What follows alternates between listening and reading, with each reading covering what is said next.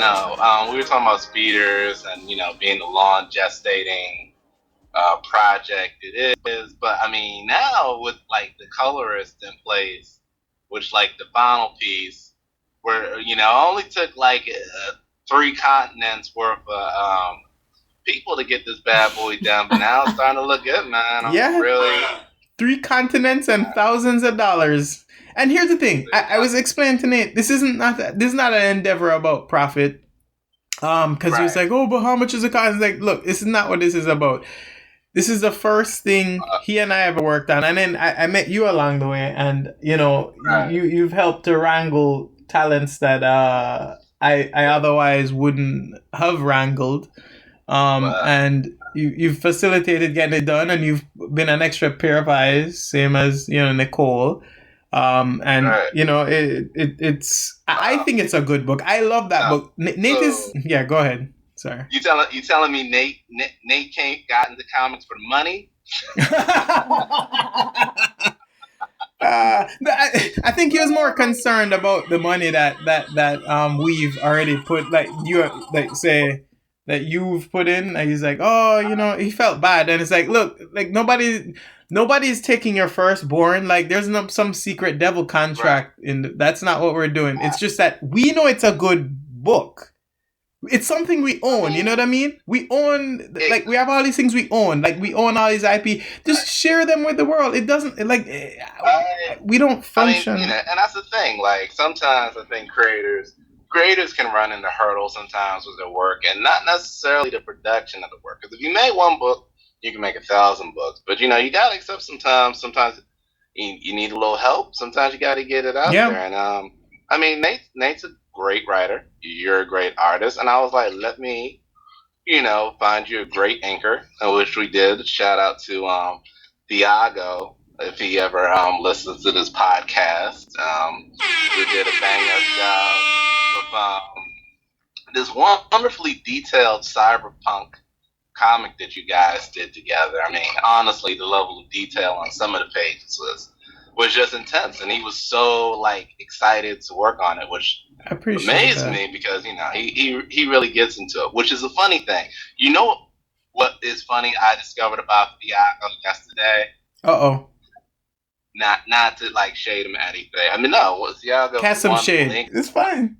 I just didn't realize how much work he was putting in, relatively speaking. So he works with this guy. I'm not gonna say his name. Yeah. He works with this guy frequently, and what happened, what kind of threw me off was, now, all right, let me ask you a question before I keep going on the story. How long would you say it takes you to do a comic page now, on average? Like, just an average. If I put my mind to it, I can still do a page a day. If I get into the groove, I can do probably 1.5 or 2 pages a day. But it has to be like the average page, not some detailed. Is that general 9 to 5 hours? Would you say roughly? Yes. If I'm not distracted by I gotta answer emails. Yes. If I'm focused, would you agree with that? Yeah. Nicole? Yeah. Because I can even go faster. I know I'm not giving you a hard answer, but I probably could go faster if I modified my style. But it's a page a day. But average my page. point with mess me up with is, and this is not necessarily talking shit. This is actually really kind of a compliment to Thiago. So this guy, this penciler, who I won't necessarily name, he said, I think on another show that he spends, and now given this guy has got industry creds, he says he spends, I think he said on average 2 hours and 6 minutes on a page. It's impressive. That's some Jack Kirby level stuff. Well, he said he has some hacks, but I realized in part he really lets Thiago go up in there and run a lot of cleanup because he can do loose pencils. Now, we might be talking low inside, but he can do tight pencils as well. Well, okay, if you're talking loose pencils, I can do way faster then. You see, you like how I got competitive? Like you saying you could do it 2 hours? I could do it in an hour and a half. I could do half an hour per page. That's my. Oh, but it's still like made me. Yeah, no, I get like, you though. Yo, I know Thiago's got to be spending a day or two, depending on what you give him. So I'm like, if you could do a 2-page spread in under a day, that means you're giving him 2 to 3 days worth of work. And I'm like, obviously, I don't really necessarily know what penciler inker relationships are like, because you do both. But I was thinking, I was like, yo, if I was like the guy following up, like hearing that, I'd probably be like, yo, you gotta. I need to get my rate needs to get increased. I need a rate increase. So we gotta do this. Now that's it. I don't know how they work together. It just threw me off a little bit because in my mind I was sitting there like, I mean, one, it's a lot to be said if you got that Jack Kirby kind of hack speed to get that kind of stuff done. But I was like, that could be a lot of stuff you like. You're leaving on your anchor, man. And that's a lot. But I think that's a lot to be said for Thiago's skill level, because Thiago can like take. Sun is not that clean and really like polish it up. And inking, anybody that does it, it's really like an underappreciated craft in the industry period. It is. Yeah, and it's Yeah, well, you're talking about getting it to where it should be, and yeah, you're saying the Francesco stuff. One thing, before even going into his thing, in the color notes that I gave, he asked a great question that kind of clued me into, okay, this guy knows what he's talking about. And this is the color artist that Nick found. Or found Nick, or whatever, however you want to put it. He asked, oh, what time of day is this? And I'm like, yo, none of these other guys asked that. And that's no knock to them. But that's a great question, because I ask questions like that when I have projects like that. Well, and really, I mean, to me, sometimes I think that's what separates a guy that's just mechanically good versus somebody that like is really trying to get the story right. Yeah, exactly. Some of that is just, you got to make decisions, and everyone doesn't do that. And they just treat it as a job. Yeah, and it is a job. You got any like sleds here? That's a good question. Do you? Yeah. Let's see if they have any sleds, guys. No. Yeah, did they have sleds? Did they have sleds? I don't know. I think they're sold out here. Why? Wait, all the sleds are sold out? Probably. This is a travesty with this kind of weather. People just go on ahead.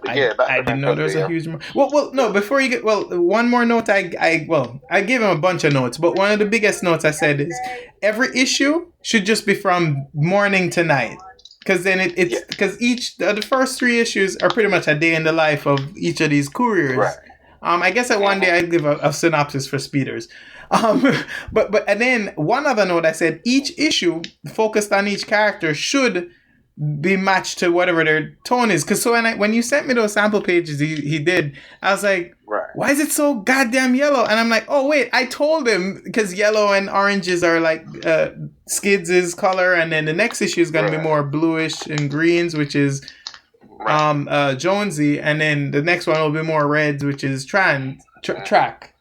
I think that's like one hard thing that happens in the industry, where sometimes, people get into the mindset, I gotta make comics, I gotta bang out a page a day or so like that. And really with this project, which sometimes people take, hopefully it'll be one of those things, and I think it'll be one of those things where people just take their time and actually appreciate the artwork.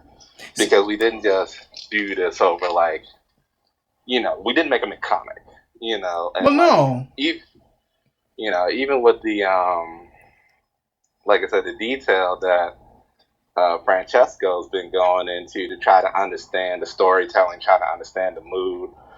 Which, mood is probably, it's got to be one of the hardest things to probably teach a colorist, because it's not necessarily based. I don't think you can teach it though. I feel that's I don't. That's an innate talent.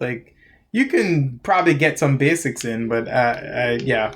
Well, I think you can learn to mimic something. Like, 'cause when I first met him, and I was like, because it was weird. Like, this I didn't wrangle Francesco. Francesco kind of wrangled me, and apparently a Facebook friend, and I guess he saw me posting work and realized I was in the biz, and he was like, "Hey, you want to work together?" And I was like, people, some Slid in them like, DMs. He's like, "Yo, what you doing?"